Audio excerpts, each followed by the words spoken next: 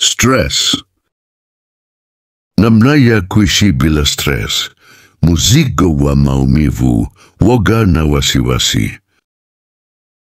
Shalom. Karibu kwenye chaneli ya Injili na Ushauri. Ukitaka uishi bila stress, fuata hii video mpaka mwisho. Utagundua siri kwenye video hii.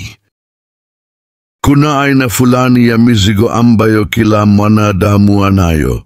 Mizigo hiyo sio mizigo ile ya dhambi, bali ile ya kimajukumu. Responsibility.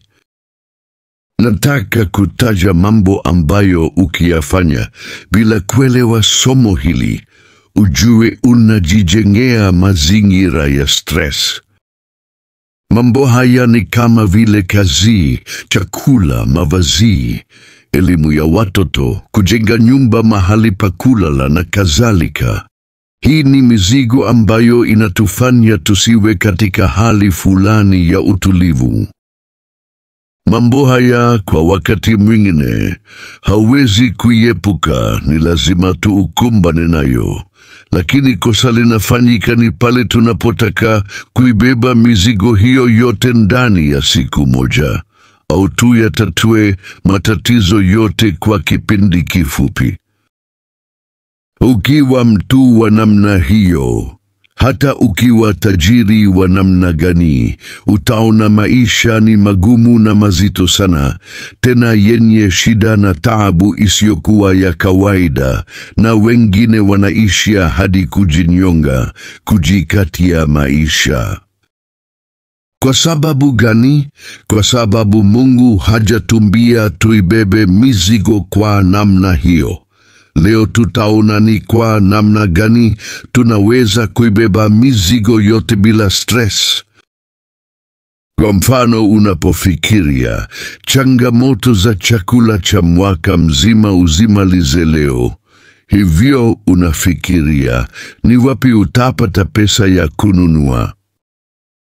Wakati hapo hapo unafikiria pesa za masomo ya watoto, ulipe kwa mara moja, hivyo unahangaika moyoni uzipate. Tena wakati huo unafikiria wende mwenyewe katika mafunzo ya kujiongezea elimu.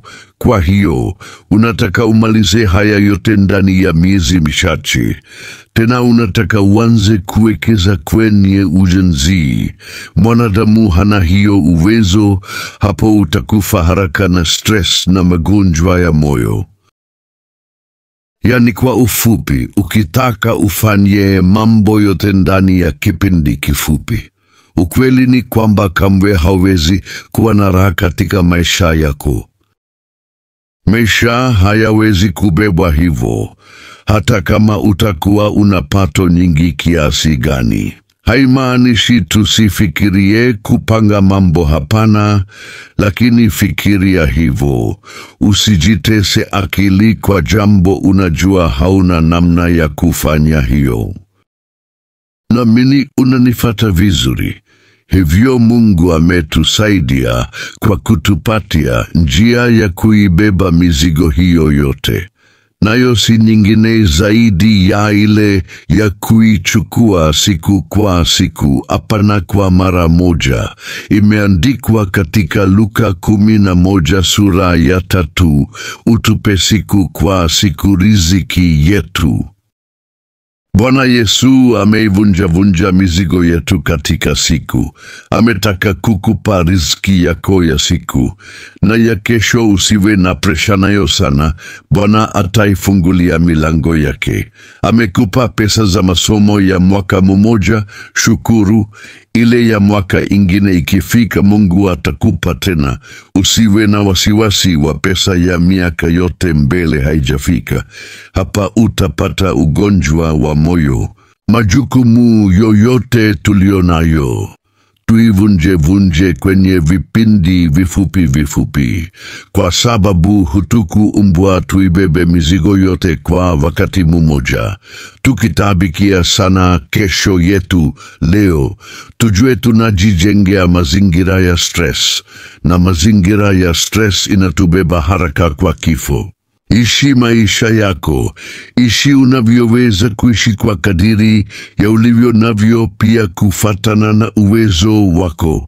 Maisha mema ni kuishi uwezavyo pasipo kuzuru wengine wala kujizuru wewe mwenyewe. Usiowe kwa sababu wenzako wanaoa. Oa wakati muda wako umefika. Wakati ukifika utapata mke sahihi, ila ukiulazimisha utapata mke asiye bora. Usiolewe kwa sababu wenzako wanaolewa. Olewa muda wako ukifika. Muda ukifika utapata mume bora na utaishi maisha bora. Ukilazimisha hautapata mume bora, utaishi kwa majuto. Usiishi kwa kujilinganisha, usiishi kwa kutaka uwe kama mtu fulani, ishi kwa kutaka kuwa wewe. Usilinganishe mali zako na za wengine. Usilinganishe watoto wako na wa wengine. Usiseme watoto wa wengine wana maisha mazuri kuliko watoto wangu. Watoto wa wengine wana nguo nzuri, wanajenga nyumba na wana magari, lakini watoto wangu hawana hayo. Usimlinganishe mumeo na wengine. Mbona hana pesa kama wengine? Mbona hana vitu na kadhalika? Usimlinganishe Mungu wako na miungu ya wengine. Mungu alishasema hataki kufananishwa. Usiseme mbona Mungu wangu sio kama miungu ya wengine, hanijibu haraka kama wengine. Usilinganishe maumbile yako na ya wengine. Penda ufupi wako, penda urefu wako, penda weusi wako, penda weupe wako. Usipolinganisha maisha yako na wengine ndipo utakapoishi kwa furaha. Hutaishi kwa stress. Ukitumika mambo yako kidogo kidogo kufatana na uwezekano wako, hutakuwa na stress, hutakuwa na tamaa, hutakuwa na wivu.